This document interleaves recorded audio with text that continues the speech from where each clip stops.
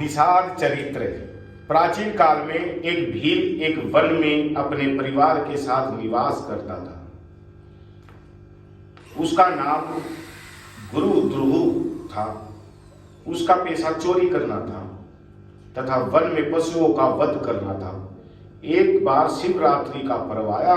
उस दिन उसके घर में कुछ भी भोजन सामग्री नहीं थी। उसके परिवार के सब सदस्य भूखे थे। सब सदस्यों ने उससे कहा कि कुछ भोजन सामग्री लाओ, हम सब भूखे हैं। अब वह धनुष बाण लेकर शिकार को चल दिया। भाग्य से उस दिन शाम तक वन में घूमने पर भी उसे कोई जानवर शिकार के लिए नहीं दिखाई दिया। अब रात हो जाने पर वह बहुत व्याकुल हो गया।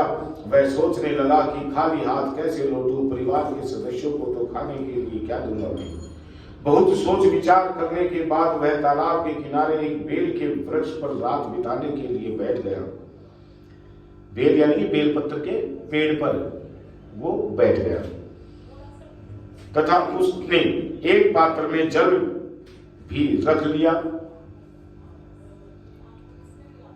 पीने के लिए। पीने को आएगा तभी मैं शिकार कर लूंगा। रात्रि के प्रथम पहर में एक हिरनी जल पीने के लिए तालाब पर आई। अब भील ने उसका शिकार करने के लिए धनुष बाण चढ़ाया। धनुष पर बाण चढ़ाते समय कुछ जल तथा बेल पत्थर झड़कर नीचे गिर गए। और नीचे क्या था? शिव जी अपने आप गिर गए। भील के भाग्य से उस बेल के वृक्ष के नीचे शिव जी का ज्योतिर्लिंग स्थापित था। इससे अनजाने में ही जल और बेल पत्र ज्योतिर्लिंग पर गिर पड़े। उस दिन शिवरात्रि थी। इस प्रकार भील के द्वारा शिव जी का रात्रि के प्रथम प्रहार का पूजन हो गया। इससे अनजाने में ही भील के पापों का नाश हो गया। भील के धनुष की टंकार सुनकर हिरनी ने कहा कि तुम यह क्या करना चाहते हो? भील ने कहा कि मेरा परिवार भूखा मर रहा है, मैं उन्हें भोजन देने के लिए तुम्हारा शिकार करना चाहता हूँ। यह सुनकर हिरनी बोली, तुम बहुत अन्यायी हो, तुम्हें जरा भी दया नहीं आती।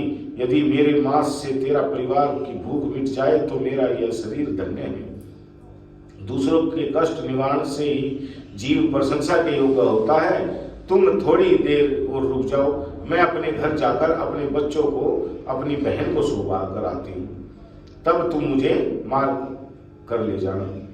तुम मेरा विश्वास करो, मैं लौट कर अवश्य आऊंगी। यदि मैं लौट कर न आई तो मुझे वह पाप लगेगा जो विश्वासघाती को लगता है। हिरनी की बातों पर विश्वास करके भील ने हिरनी को जाने दिया। हिरनी लौटकर अपने बच्चे के पास गई। इस प्रकार वह भील का रात्रि का प्रथम जो पहर का जागरण हो गया। इंतजार करता रहा भील तो। इसके पश्चात उस हिरनी की बहन उसे ढूंढती हुई वहां आ पहुंची जहां पर भील पेड़ पर बैठा हुआ था। उसे देखकर भील ने तुरंत अपने धनुष पर बाण को चढ़ाया। बाण चढ़ाने से दोबारा बेल पत्र और पानी शिवलिंग पर गिर पड़े। इस प्रकार उस भील का रात्रि के दूसरे पहर का पूजन हो गया। धनुष की टंकार सुनकर वह हिरनी बोली कि हे भीलराज, तुम यह क्या करने जा रहे हो? भील ने उसे भी वही बात कही कि जो पहली हिरनी से कही थी। इस पर हिरनी ने कहा कि हे भीलराज, थोड़े समय के लिए मुझे घर जाने दो, मैं अपने बच्चे को देखकर अभी आ जाऊंगी, नहीं तो वे मेरी प्रतीक्षा करते रहेंगे। भील ने उसे भी जाने की स्वीकृति दे दी। इस प्रकार जागते जागते भील का रात्रि का दूसरा पहर का जागरण पूरा हो गया। रात्रि के तीसरे पहर में एक मोटा ताजा हिरण जल पीने के लिए उसी तालाब पर आया। वहीं पेड़ पर भील बैठा था। भील ने उसे हिरण का शिकार करने के लिए अपने धनुष पर बाण को चढ़ाने लगा। इस बार भी शिवलिंग पर जल व बेल पत्थर गिर पड़े। इससे भील के तीसरे पहर की भी पूजा अनजाने में हो गई। हिरण ने उसके चढ़े हुए बाण को देखकर पूछा कि यह आप क्या करने जा रहे हो? भील ने उसे भी वही उत्तर दिया जो उसने पहले हिरनी को दिया था।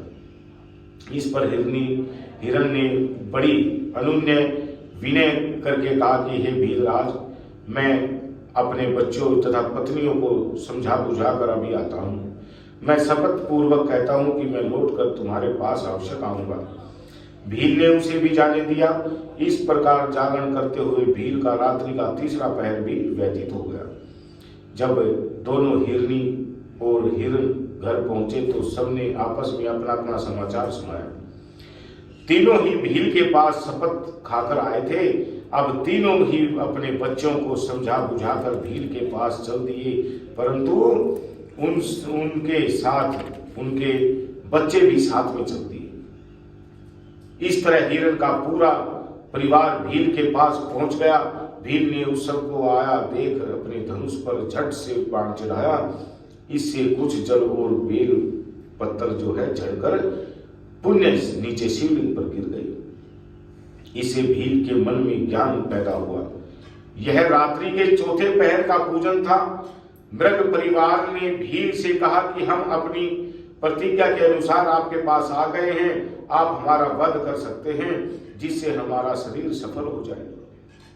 इस पर शिव जी की प्रेरणा से भील सोचने लगा कि मुझे से तो अच्छे यह ज्ञानी पशु हैं जो परोपकार परायण होकर अपना शरीर मुझे भेंट कर रहे हैं। एक मैं हूं जो मानव शरीर पाकर भी हत्यारा बना हुआ हूं। इस प्रकार सोचकर वह भील बोला कि हे मृगियों, आप लोग धन्य हैं, मैं आपका वध नहीं कर सकता, तुम निर्भय होकर घर लौट जाओ। तभी वहां भगवान शंकर प्रकट हो गए। भील शिव जी के चरणों में गिरकर उनकी भक्ति का आशीर्वाद मांगने लगा। शिव जी ने उसे श्रृंगवेरपुर की श्रेष्ठ राजधानी में भेजकर भगवान श्री राम के साथ मित्रता होने का आशीर्वाद दिया। बाद में वह निषाद श्री राम जी की कृपा से मोक्ष को प्राप्त हुआ। इस प्रकार यह शिवरात्रि की महिमा का फल था। यह व्रत महान फलदायक है। ऋषि कहने लगे कि हे सूत जी, आप कृपा हमें मुक्ति का स्वरूप समझाइए। सूत जी बोले कि हे ऋषियों, शिवरात्रि का व्रत करने से सभी तरह के पापों का निवारण हो जाता है। इससे उत्तम सुखदायक स्वरूप सालोक्य सायुज्य ये चारों प्रकार की मुक्ति मिल जाती है। धर्म अर्थ काम आदि तो ब्रह्मा विष्णु आदि देवता दे सकते हैं, परंतु मुक्ति प्रदान करने का काम तो शंकर भगवान का ही है। अब भगवान शंकर ही परमात्मा स्वरूप हैं। वे पर ब्रह्म हैं, वे विज्ञान में हैं, अवयव है, सर्वदृष्टा और ज्ञान लभ्य है। केवल्य नाम की एक और मुक्ति है जो बड़ी कठिनाई से प्राप्त होती है। भगवान शंकर के दो रूप हैं, एक सकल दूसरा निष्कल। इसे ब्रह्मादि देव भी नहीं जानते। भगवान शंकर अविनाशी हैं। उनका स्वरूप मन और वाणी से परे की वस्तु है। भगवान शिव ही पूर्ण परमात्मा है। मुक्ति के लिए ज्ञान मार्ग द्वारा ही शिव जी का भजन श्रेष्ठ कहा गया है। इसके द्वारा ही शिव जी भक्त के अधीन हो जाते हैं। वह प्रेम का अंकुश प्रेम लक्षण भक्ति कहा जाता है। यह भक्ति गुण सहित अनेकों प्रकार की होती है। इसका वर्णन करना बहुत ही कठिन है। बोलिए शंकर भगवान की जय।